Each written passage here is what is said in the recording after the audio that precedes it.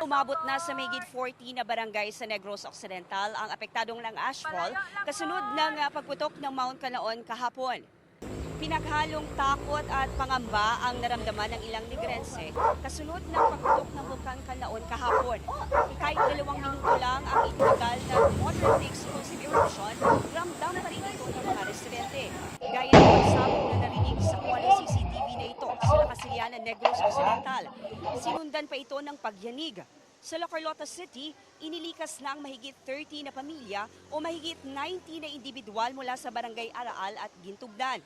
Kahit nasa evacuation center na, hindi pa rin maiwasan ng evacuees na makaramdam ng takot na baka muling pumutok ang bulkan.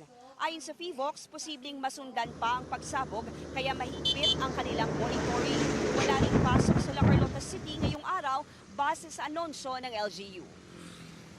Kamat-amat sila ginapapanaog, ginasugat, padalaan na dutay ng mga bulig, and then tubig gid ang importante.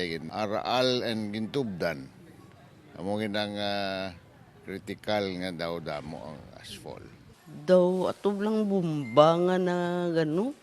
Daw bumba nga naglagapok lang, lagulpiyaw, taas na ang ano. Ang abo nga nagpasaka na. Baho-baho ko dyan, supre nga matyagan mo, da malipong ka kung ano.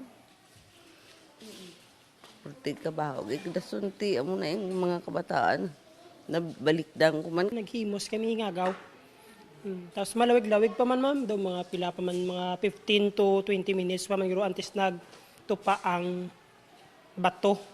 Una nagtupa ang kulbaan kami ma'am, kaya siyempre base bla may second eruption.